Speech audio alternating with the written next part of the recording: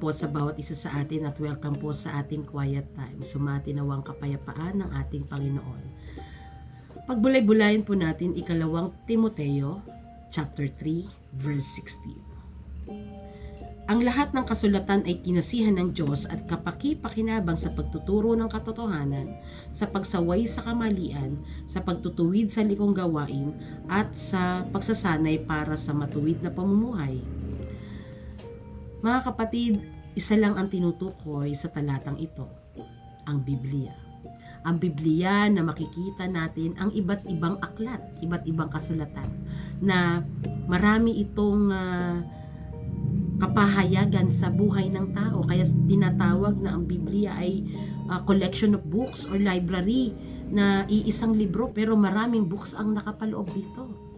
Ipinapahayag sa atin na ang banal na kasulatan ay makapangyarihan sapagkat ito ay kinasihan ng banal na espiritu upang maging kapaki-pakinabang sa buhay ng tao, maging malaking tulong sa paglago ng buhay ng tao. Kaya ano ba ang layunin nito?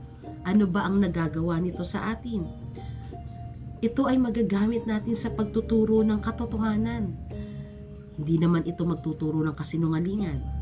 Kung nais natin ng ebidensya sa pagtuturo, basahin natin ang Biblia. Wala tayong ibang manual, wala tayong ibang reference pagdating sa pagtuturo ng Sunday School, Bible Study, kundi ang Biblia. Sa pamamagitan ng Biblia ay mayroon din tayong manual para makita natin yung gabay sa pagdidisiplina sapagkat ito ay magagamit natin sa pagsaway sa kamalian. Katulad ng nangyayari ngayon, ang daming kamalian na nahayag sa ating bayan. Ang Biblia ay magpapatunay na ito ang dapat nating gawin. Bilang mga mananampalataya ay meron tayong tungkulin at pananagutan sa ating bayan. Magagamit natin ito sa pagtutuwid sa likong gawain.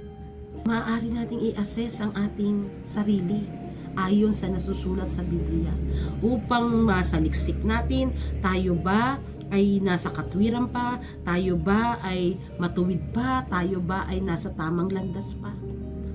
At gayon din naman, tayo ay magkaroon ng kasanayan sa pamamagitan ng Biblia sapagkat sa Biblia makikita at mababasa natin yung mga talata, mga pangungusap na gabay sa ating pagsasanay sa pamumuhay ng matuwid. Hindi ko sinasabi na kapag nasunod natin tong lahat, perfect na tayo. Ang ipinapahayag dito ay nagiging pasigla tayo at nagsisikap sa patuloy nating pagtitiwala at pagsunod sa Panginoon bilang mga Kristiyano. Layunin ni Pablo na maipakita ang kahalagahan ng pagtatatag ng buhay ayon sa Biblia, ayon sa salita ng Diyos. Katulad ng pagtuturo ni Pablo kay Timoteo na nais niya ay makita ni Timoteo na ang Biblia ay makatarungan, na ang Biblia ay makapangyarihan at nagbibigay sa atin ng mga bagay at pamamaraan upang tayo ay mamuhay at maturuan sa dapat nating landasin.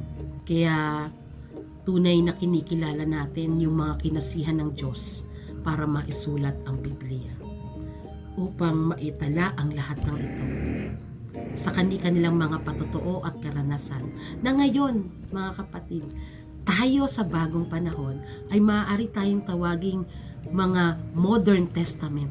Pwede tayong tawaging Now Testament. Old Testament, New Testament, Now Testament sapagkat tayo ay may bagong karanasan kung paano natin nararanasan at na-encounter ang ating Panginoon na ipatotoo natin na pwede nating isulat, maging journal kung paano ang Diyos ay naranasan natin sa ating buhay, paano ang Diyos ay gumagawa sa ating buhay. Ikaw ay bagong testamento na gagamitin ng Diyos sa kapahayagan ng kanyang kapangyarihan na sa pamamagitan ng banal na kasulatan nagkakaroon ng pagbabago at paglago sa ating buhay na magiging pagpapala sa ating kapwa, na sa pamamagitan ng ating pamumuhay at patuloy na pagsunod sa Biblia, sa salita ng ating Panginoon, na ipapakita ang kapangyarihan ng salita ng Diyos, na ipapakita na ang Diyos ay makapangyarihan sa buhay mo. Huwag nating sayangin yung pagkakataon na tayo ay tinuturuan at yung pagkakataon na tayo ay makapagturo.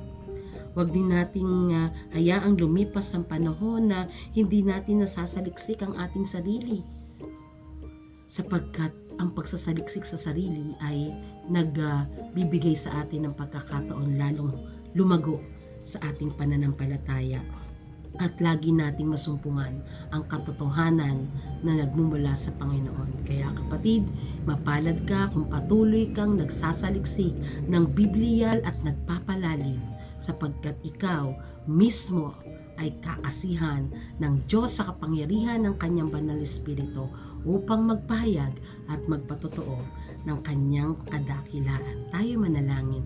Dakilang Diyos, Diyos na tumatawag ng kanyang mga lingkod, naririto po kami nagpapakumbaba, nagpapasalamat. Salamat Panginoon sapagkat ibinigay mo sa amin ang Biblia upang magamit namin sa aming pang-araw-araw na pagbubulay-bulay, pang-araw-araw na gabay sa aming pamumuhay.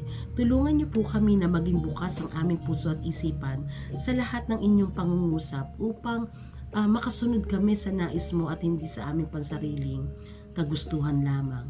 Pagpalain niyo po ang iyong mga anak, Panginoong Diyos. Pagpalain niyo po sila na nawa lalo silang magkaroon ng desire na mag-aral ng Biblia at patuloy na pagbulay-bulayan ng iyong mga salita. Tulungan niyo kaming lumago sa aming buhay sa gabay ng iyong mga salita. Sa pang-araw-araw naming pagsasaliksik dito ay nakikilala naming lubos ang aming Panginoong Hesus na aming tagapagligtas. Pagpalain niyo po sila, O Diyos, ang iyong mga anak. Higit naming maranasan ang iyong banal na Espiritu. Pagpalain niyo po ang inyong mga anak, pagpalain niyo po sila na may mga panalangin sa kanilang puso. Sila, O Diyos, na patuloy na nagpapasakop sa inyong pag-ibig. Panginoon, lagi naming maranasan ang iyong yakap. Pagalingin silang may karamdaman, pagpalain sila, O Diyos, sila mga nagtatrabaho, maging yung mga kapatiran at mga kababayan na nasa ibang bansa. Ingatan niyo po sila, O Diyos, at gayon din itong mga may pangangailangan sa araw-araw. Panginoon, ikaw po mag-provide ng aming pangangailangan. Umaasa po kami sa iyong pagkilos. Sila, O Diyos, na hindi pa nakakapagpasya na sumunod sa inyo, Panginoon, mangusap ka nga po sa kanila. Maraming salamat, Panginoon. Tunay na dakila ka sa aming buhay, kaya sa inyo namin itinataas ang lahat ng papuri at pagpapasalamat sa tanging pangalan lamang ni Jesus. Amen at amen. Mga kapatid, read your Bible, pray every day, and you will grow and grow more. God bless everyone.